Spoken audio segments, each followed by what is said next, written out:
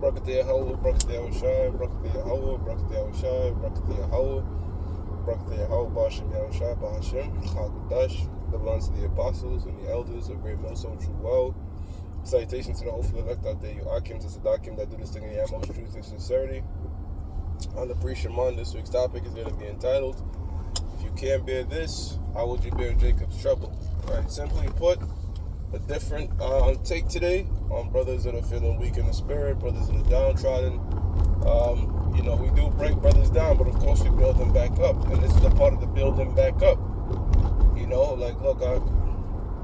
Scriptures in the book of Hebrews, 12th chapter, speak about the feeble hands. The Apostle Paul speak about the feeble hands being all downtrodden and all that. You can only be in that spirit but so long, because at the end of the day, in the grand scheme of things, this shit is only going to intensify, in terms of making it out of here. The Lord is going to put far greater obstacles, especially as we approach the end, and we're in the end, all right, for us to achieve that crown of glory. Just like any boxer in a fight or anybody running a race, the hardest part is digging towards that last round or that last stretch needed to cross the finish line, correct? And the Apostle Paul, often like in Olympic Games, the crown and wrestling and the boxing and so on and so forth, all right, to this truth, all right, because it's the same it's the same discipline required, and it's the same sort of mental fortitude required, all right, and again, not many people are willing to deal with the hardships that come with being, like, let's say, a professional runner or a professional athlete, if you will. Okay, only few people are willing to endure that, right? So again, same thing with the word of the Lord. All right. So brothers that get in positions where we're down, we're weak. We all want the Lord to come back. That's the first thing that comes in our mind. Even more so when we're in that better position. Remember the scriptures. You feel frustration. You feel a lot of things, because what the scripture says, the pressure maketh the wise man mad. So you get frustrated. See, a lot of these people in the world, they pissed off, but they don't know why they pissed off.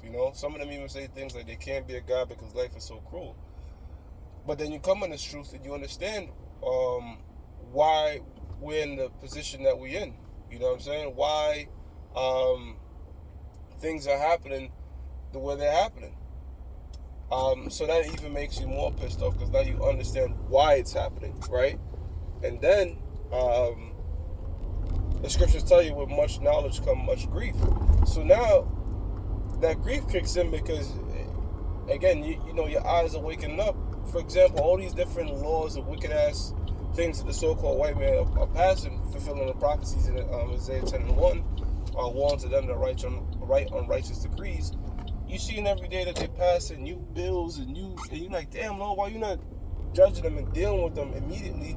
Whereas with us, we're suffering. So so again, all that type of stuff comes in, and that's how come you often read things about the prophets. It's like, yo, Lord, man, just take me out this wicked ass shit already, man. I don't want to deal with this bullshit, because the wickedness and evil that's under the sun, men that are running the world, all right, not governing it by the scriptures, So, of course, the people are going to mourn, all right? And us even 10 times more. So it puts you in a position like, man, like, damn, it's just hell and bullshit and, the wicked prosper, all that type of stuff. But at the end of the day, Akim, like that dude said, no weakness. We can't really stay in that state of mind for far too long, because, that's... Shit is only gonna get worse,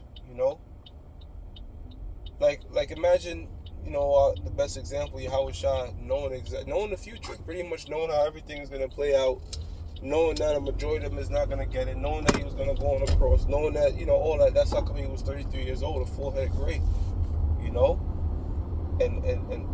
dealt with a lot of grief. See, so if Yahushua, ultimate example, went through these things, of course we're going to go through them too. All right, that's in the scriptures.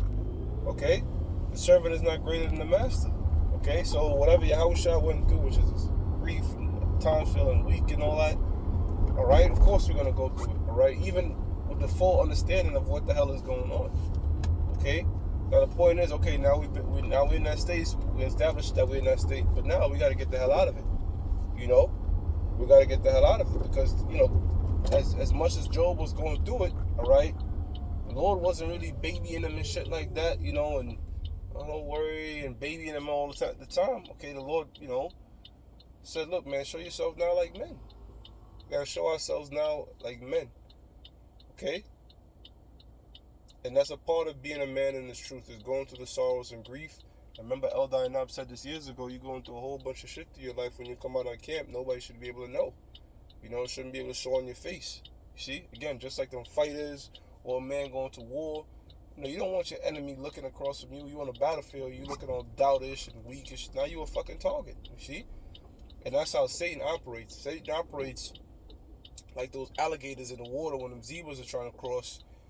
Or like a lion hunted its prey, when it's going to target the weakest. Why? Because at least passive resistance, all right? It's far more easier to take down a wounded calf or like a feeble zebra, all right, than to take down a full strengthened prey. There's even clips I see online where it was just like this, it was a big ass, was it a wildebeest? So it was some big ass like prey for the lions, but that thing stood its ground, man. Like it was damn near like 10 of them, and whenever it would come, it would, it would fight them off. And the thing about the lions, they always showing clips of lions taking down big ass animals, but that's when they're in the brink of desperation and hunger.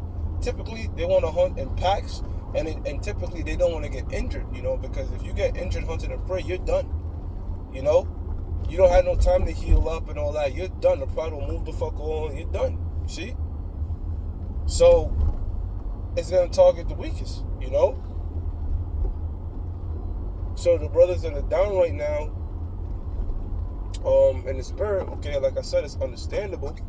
We all frustrated at this place, and every day, it's just really, really annoying and shit, And it's always something new. It's always something new, like, moment something go good, you should already have in your mind, okay, it's going good, but I already know shit is going to go south. Like, this is just the cycle of this thing. That's how the Lord typically do. So you're mentally prepared for it, all right? But that doesn't mean that we ain't human, for that lack of a better term, that we ain't going to be all pissed off about it, and you know what I'm saying? And like, damn, like, Lord, what the fuck? Like, Okay? But if you wallow in that state for too goddamn long, now you a target. See, now you're okay, he's getting weaker now.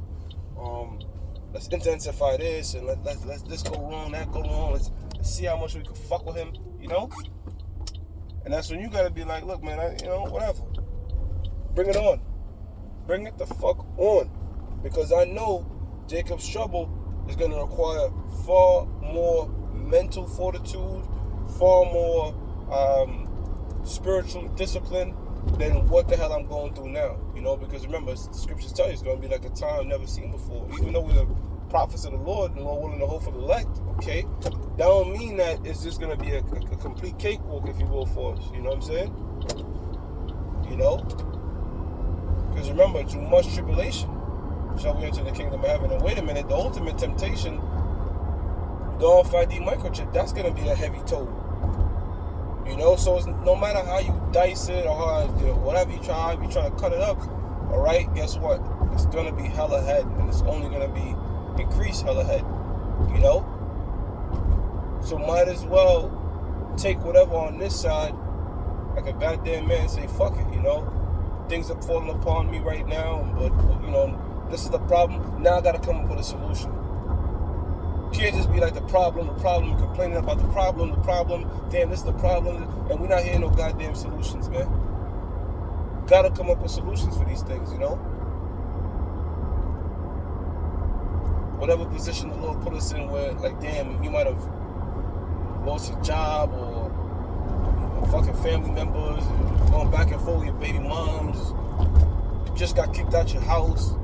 Okay, that's a problem. Now, what the hell can I do to solve this situation? Let me pray to Yahweh Bashem Yahushua for some wisdom and guidance. Let me speak to the brother, Don't be in that weekend of fucking it was me and all too goddamn long, man. Can't, man. That shit, we just not. It's not it. Because you know why? Because that is not a solution. That's a problem. That is not a solution. Okay? It's not a solution.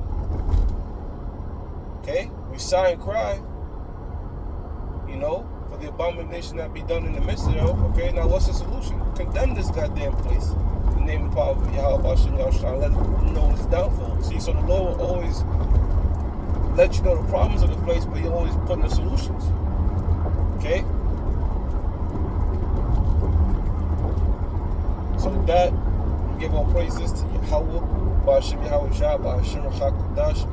That belongs to the apostles and the elders of Great Millstone True Well. Salutations to hopefully elect out there. You Akim for Sadakim, that do this to the utmost truth and sincerity.